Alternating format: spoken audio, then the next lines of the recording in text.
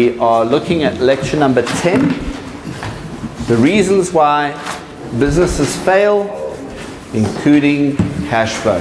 Before we start, show of hands quickly. Who has had a business that's failed? 1, 2, 3, 4, 5, 6, 7 of us. 7 of us out of 12. That's a high percentage. I'm hoping that as we go through this lecture, it'll be a aha. Now I understand why did my business fail. Hey. I already told myself, aha. According to Absa Bank, 62% of all businesses will fail within the first 2 years of operation. 62%. In less than 2 years. 2 years, I think more. So that is 60, almost 2/3. Okay. Why is this? For a number of reasons, but the biggest reason is that all people going into business think they have a great idea. In 19 years, I have never had a person come to me and say, Chris, I have this absolutely terrible business idea. It's not worth the paper it's written on. It's going to make $1 million. Everybody, I've got this fantastic idea. It's really going to make me a lot of money. I'm so excited about it. And you ask them 2 or 3 questions and you find it's built on sandcastles in the air. In other words, it's built on a dream. Because in order to run a business well, it's got to be grounded on solid fact. And the second reason is research is not carried out in any in-depth fashion. So people say, well, you know, if I'm going to go into business, how simple is this going to be? I'm going to take these cell phones, which I'm going to buy, and I'm going to put a markup on. Remember markup from the previous lecture? What's markup again? The price that you put onto the price that you bought it in order to make the money. Correct. So people put a markup on it and they sell it without doing any research.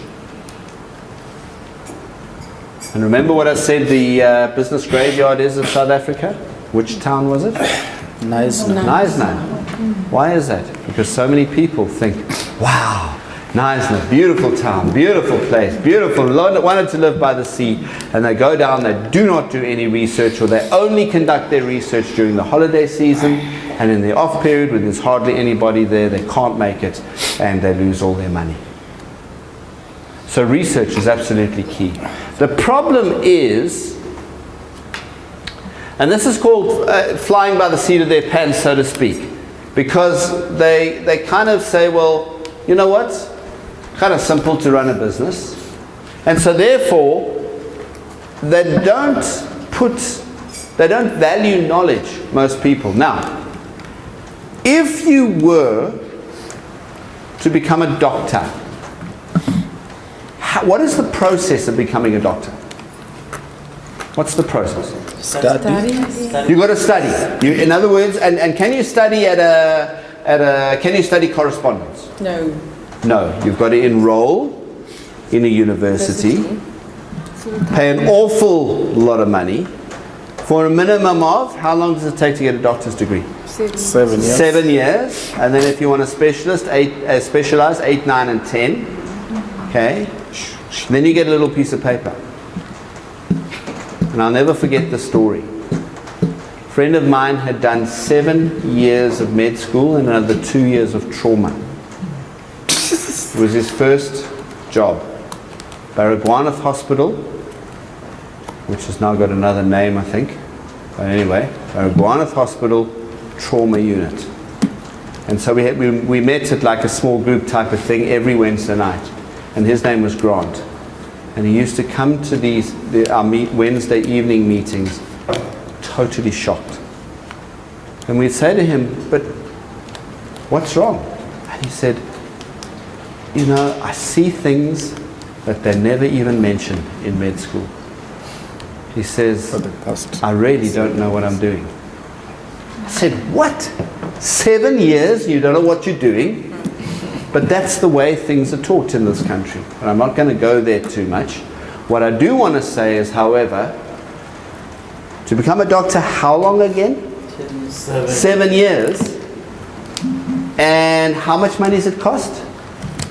A lot. Probably $500,000, something like that. Now, he's going to work in a practice, all right? Because he wants to get skills, whoever the doctor is. So he knocks on the door of the practice, goes for his job interview, and they say to him, Mr. Mlangisi, or Dr. Mlangisi, because you've got your doctor's papers, in order to join this practice, we want you to pay 125,000 Rand. That's what They accept you. They don't ask you to pay to come and work for them, because you're going for a job. But now here you are, starting your own business, risking your own capital without training. That's crazy. It's nuts. In fact, most small people should be locked away in a mental asylum. And you think about it, engineers, nurses, even your tradespeople, welders, plumbers, electricians, they all go through some kind of a training program, but yet we think as entrepreneurs, no, as long as I'm putting a markup on my product, as long as I've got a customer base, I'm doing fine. No wonder the failure rate is up at 62%. Then of course, business managers do not manage their cash properly. And that's what a large amount of this lecture is. Another reason that businesses fail is because the person gets somebody else to write their business plan for them. And I'm going to talk about that quite a lot as we go through the course. So I don't want to spend too much time. Inadequately dealing with competition and trying to start off too big. In other words, not having enough money, and I'm going to cover that in a moment.